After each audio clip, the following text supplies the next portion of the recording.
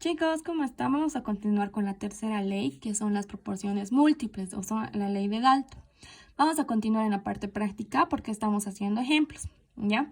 ¿Qué es lo que nos dice esta ley? Nos dice que cuando dos elementos se combinan para formar varios compuestos, se comprueba que empleando masas iguales, para uno de ellos, la del otro toma valor que son una serie de múltiplos sencillos, ¿no es cierto? Es lo que nos dice. Entonces, tenemos como ejemplo el azufre y el oxígeno.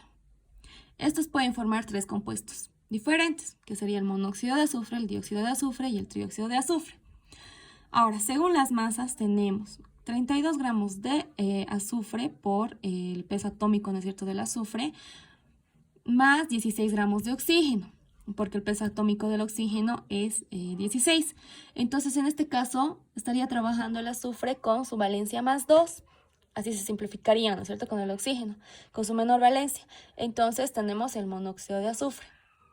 Ahora vamos con el dióxido de azufre. Tenemos 32 para el azufre más 32 del oxígeno. ¿Por qué? Acá el azufre estaría trabajando con su valencia más 4.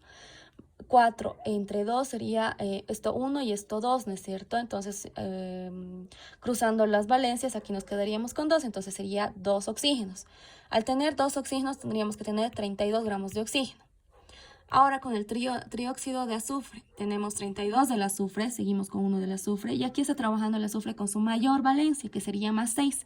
Entonces, simplificando, sería, se quedaría con 3 y cruzando las valencias, acá tendríamos con el 3 para el oxígeno.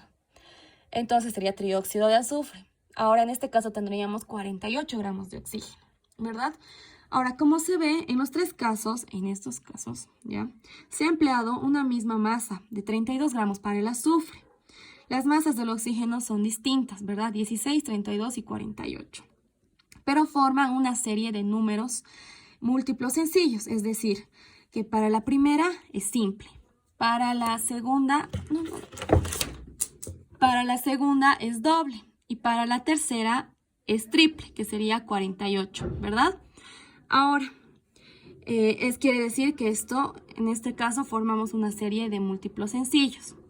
16 por 1 para el primero, 16 por 2 para el segundo, 32 para el tercero, sería 16 por 3, que sería 48. Sería simple, doble, triple. ¿Ya? Esta ley nos dice que no es más que una consecuencia de lo que sucede a escala atómica. Acá nos hemos dibujado un tipo de átomos, ¿ya? En efecto, un átomo de azufre puede combinarse con 1, 2 o 3 átomos de oxígeno, dando tres compuestos diferentes, tanto el monóxido de azufre, el dióxido de azufre y el trióxido de azufre, ¿ya? Entonces, lógicamente, la masa del oxígeno para el primero es simple, sería solamente un átomo. Para el segundo sería doble, porque serían 2 átomos. Y en el caso del tercero serían 3 átomos, entonces sería triple, ¿verdad? 1, 2, 3. De esta manera es que esta ley nos dice cómo interactúa. ¿Y por qué sería la ley de Dalton? No se vayan preguntando. Entonces nos dice sobre la ley atómica un poco, que es la ley de proporciones múltiples, llamada también la ley de Dalton.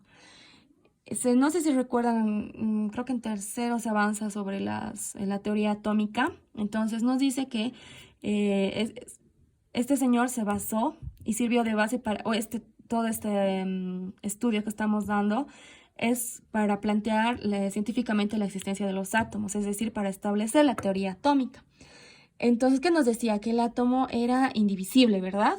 Todo eso nos decía este señor, pero de acuerdo a cómo se han ido estudiando más y más sobre este tema, entonces ha habido como que contradicciones porque sí, los átomos no son indivisibles, se parten en las relaciones nucleares, ¿no es cierto? También dijo que los átomos de un mismo elemento son idénticos entre sí, especialmente en sus masas, en los pesos, ¿verdad? Y por eso también es que se ha ido relacionando la tabla periódica para poder hacer de esa manera.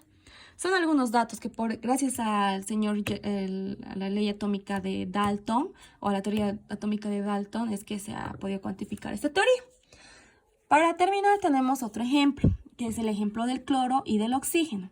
Para formar, nos dice que se puede formar, es para formar dos elementos, ¿no es cierto?, con dos elementos podemos formar varios compuestos.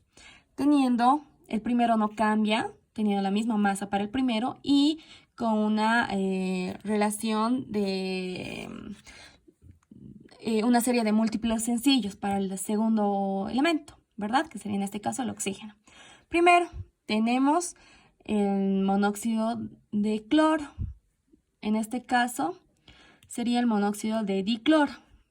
¿Por qué? Porque obviamente el cloro, sus valencias son impares, ¿no es cierto? Entonces, monóxido de dicloro. Para el cloro tenemos que todos son 71 porque el cloro trabaja con 30 y... ¿Con cuánto trabaja en el...?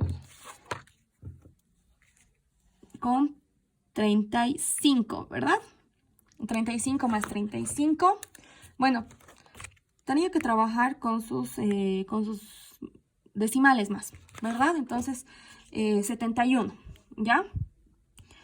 Tenemos, porque es por 2, 35 por 2 o 35,45, digamos, por 2, entonces ya llegamos a 71, ¿ya? 71 para gramos de cloro para todos, ¿no es cierto? Porque ese no cambia, pero sí cambia el oxígeno por las valencias que está trabajando. Entonces, para el primer caso tenemos 16 gramos de oxígeno.